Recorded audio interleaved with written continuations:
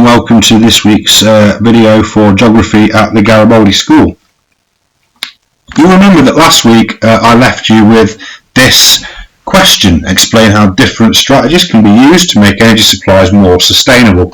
And that was building on the work that you had done in that lesson, so thinking about energy conservation, education, about recycling, about how housing, about transport, about how your own lives can make energy supplies more sustainable. I told you that you needed at least 3 bits of AO1, so I should see 3 points. They should all be developed. AO2, the explanation part linked to the question, and double developed for a level 3 answer. So there's the mark scheme, and again you can mark your own, and you can give yourself some improvement targets or add some improvement targets. But what you should include is what really sustainability is. So about using things now so that they can be used in the future, and if we're not dead certain on what sustainability is, you need to go away and you need to get that learned. Then what you talk about is energy conservation, the houses, workplaces, transport, demand reduction, all these things, differences in types of fuels that we use, so using renewables rather than the traditional fossil fuels. You can use examples to support your answer. Have a look at your answer and think, do I have my 3 bits of AO1? Have I covered 3 points about this? Have I used all the terminology I want? Have a look back at your notes. But I would imagine you might talk about transport, you might talk about housing design, you might talk about reducing demand in your own lives, for example.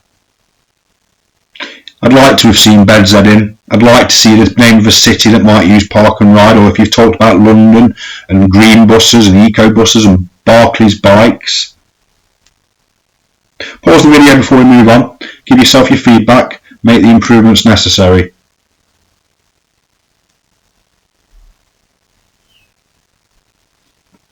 Okay, welcome back. The final objective in the energy booklet, and then we've finished section C of paper 2, which is quite an achievement. This objective is: how does a LIC, low income country, in this case we're going to look at Nepal, how do they receive a sustainable energy supply?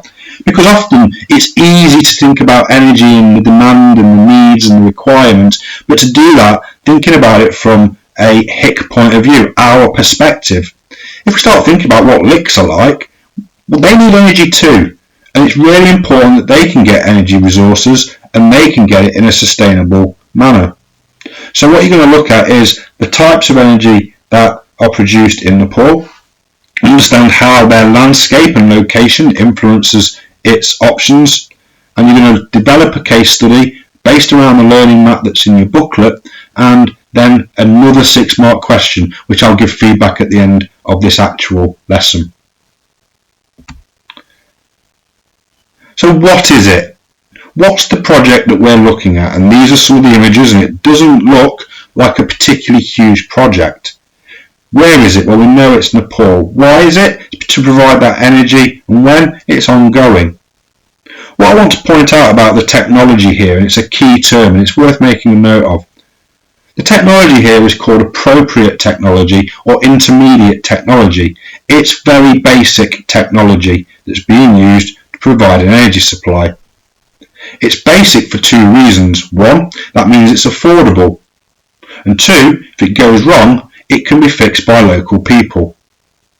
That makes it suitable for LIC communities. So, for example, in Nepal, this would suit a small community that need an energy supply. What I'm going to do is show you this brief video. What I want you to do while watching the video, as always, is put your pens down and just watch it. Once you've watched it, then we can do the work that follows. So it's about really focusing for these next 5 minutes.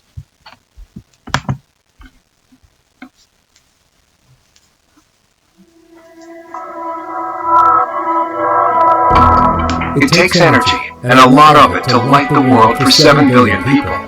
Electricity flows by the megawatt to our modern cities to power our businesses, our institutions, and our homes. We depend on it, and we take it for granted. That is, unless we don't have it.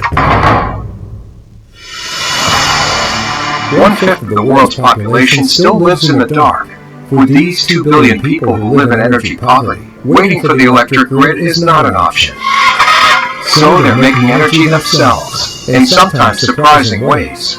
The United Nations Development Program shines a light on how people in the most impoverished areas of the world are transforming their communities by powering their way out of energy poverty, one simple solution at a time.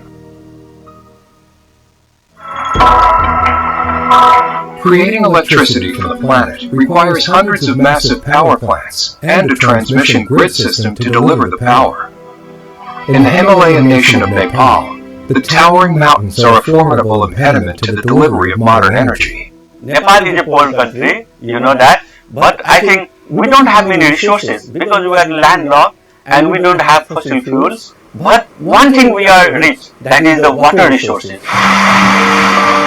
Water is Nepal's oil. Engineers estimate that Nepal has enough water to electrify the entire country of 27 million people. But building large-scale hydroelectric projects is expensive and takes years to build. That's time and money these remote villages don't have. It's difficult to reach out to national grid. So they have to have their own system within the community for their own development. For rural areas of Nepal, there is a simple solution. Small-scale implementations of hydroelectric projects, called micro-hydro, are being used to harness the power of water to produce electricity. It's very, very simple. You have water flowing everywhere. You just use the pipe and then take the water through a pipe and it runs a turbine. Then the turbine is coupled with the generator and produces electricity. Simple as that. Micro-hydro projects can be built quickly and at a fraction of the cost of larger dams. The nighttime landscape is changing rapidly in Nepal. Darkened streets are illuminated. Homes have lights for reading. The silence replaced with evening newscasts. Power tools. And internet cafes. Electricity is flowing, not from massive power plants hundreds of kilometers away from these villages, but from electricity right here, where the community operates and maintains the system. Generating electricity from water is not a new concept, but with the United Nations Development Program, the government of Nepal and other partners created in 1996 was. Under this UNDP model, communities are required to help with everything, from digging the channels, to diverting the water, to stringing the power lines, and installing the lights. Since 1996, nearly 400 micro-hydro power plants have been built in the most remote and impoverished areas of Nepal, bringing modern energy for the first time to 500,000 people. The day that modern energy arrives in Nepal is a day to celebrate. When they see that first bulb click, you can see the smile, from your mouth to the eye. The average micro-hydro project provides about 30 kilowatts of electricity, enough to power a village like Karbang in western Nepal's Baglung district. Dronavan's noodle factory now has machines, allowing him to triple his production. Pavitra Giri has been able to harness the opportunities provided by electricity to open a business manufacturing herbal soap sold all over Nepal. My dream was to run this business, and my dream has come true. It has been very beneficial for my family. Until now, we were not able to educate our children. Micro-hydroelectricity has sparked economic development in Karbang. Welding shops, a cell phone repair business, and even an ice cream cone can be found on the street. The micro-hydro project powers classrooms, a medical clinic with an X-ray machine, and a way to refrigerate vaccinations to keep improving public health. Micro-hydro projects have become the pride of Nepal, and proof that this simple technology is a long-term solution to bring an end to energy poverty.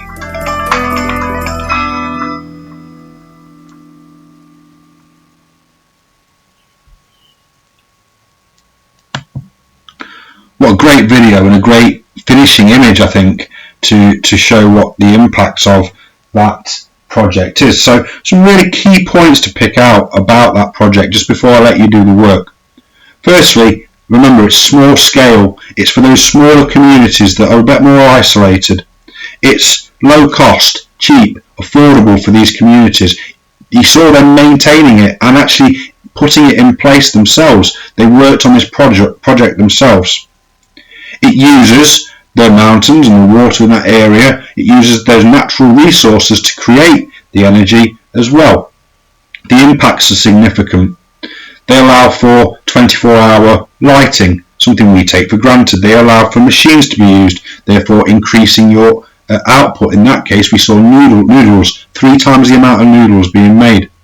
But for me, the most important thing that this does, it allows children the chance to go and get an education. And education is key behind development, because without the ability to read and the ability to write and the ability to understand and develop skills, you're never going to develop as a region.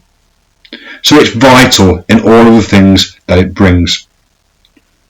Your task is to go to the learning map, and it starts off with describing the location of Nepal in the world, and you can see where Nepal is. It's just in the Himalayan mountain range, just to the north of India and to the south of China.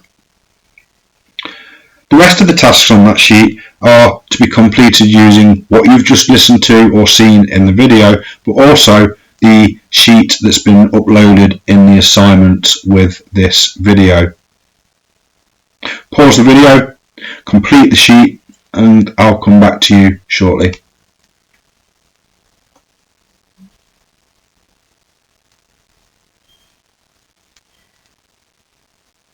Okay, welcome back, and hopefully you've completed all the boxes and you managed to get your text boxes in so that you can type, and you've got a really good nice case study of microhydro in Nepal. You understand how it works, and you understand why it's essential, and you understand the advantages it brings.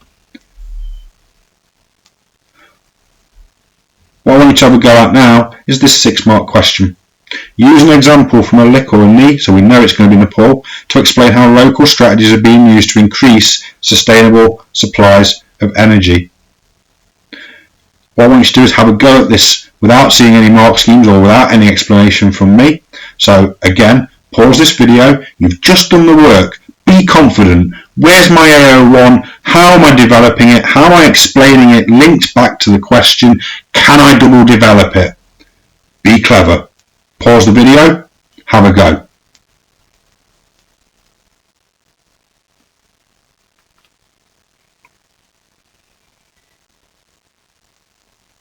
Okay, so now you've got this answer that you've produced, and hopefully you're feeling pretty happy with it. So let's mark them now. Remember, what I want to see is AO1 and AO2, and I want to see some double developments. Furthermore, building on this. On top of this, it means that. But I want the AO1 and I want it all followed by AO2. Your structures should become perfect by now. You should be writing freely and flowing with your creativity in your writing, but keeping to the geographical points. The main point behind this was about how the project itself provides energy for the present generation, but also will do in the future. We can see that this is a renewable energy project, microhydro, therefore it is doing that. It's that sustainable concept. It should focus on the fact it's local scale, so it's everything for that local area. So you should be thinking about how it then supports that local community.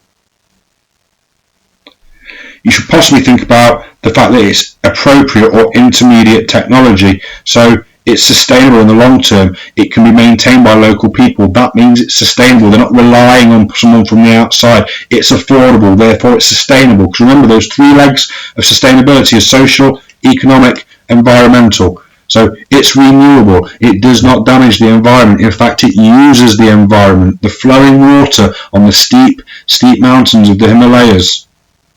It's good economically because it's cheap. It doesn't cost a lot of money. Therefore, it's economically sustainable. It's even more so because it therefore helps support businesses to grow.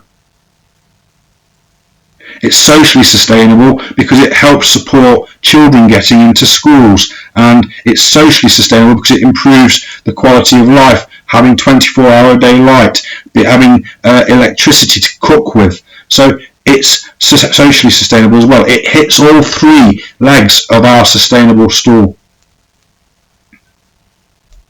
Go back to your answer. Have you got your 3 bits of AO1? Have you got your 3 bits of AO2?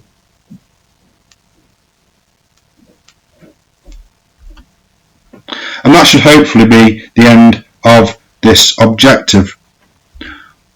The final thing to finish on your energy booklet is to go back to the front page, and you'll see there's quite a large pin sheet. This should probably take you a few minutes to do. It's not as straightforward as some of the smaller ones. You know how this works. Can I do it? Give yourself a P. Are you unsure about something? Give yourself a P/I. If you completely don't understand it, give yourself an I. What this helps you do is highlight what you can do and what you can't do yet.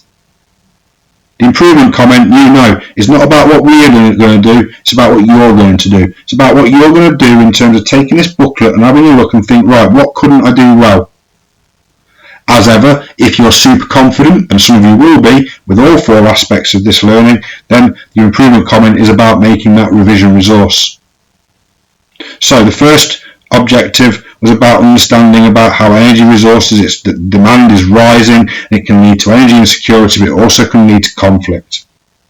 Then it was about areas of surplus and areas of deficit, so security and insecurity, and how things like where the energy is, the consumption, how technology and population and physical and human factors all play a part in whether you have got energy security or energy insecurity. The third part was to understand the impacts of energy insecurity and have a look at how that might affect the environment, how it might affect industry, how it might affect food production. The fourth part is the work we've done today, so a LIC case study, but also about how we can use energy better and more sustainably. Once you do your pin sheet, have a time to take some time to reflect on the learning that you've now done. And this is the end of the energy section for paper 3. So until next time, take care, work hard, and I'll speak again.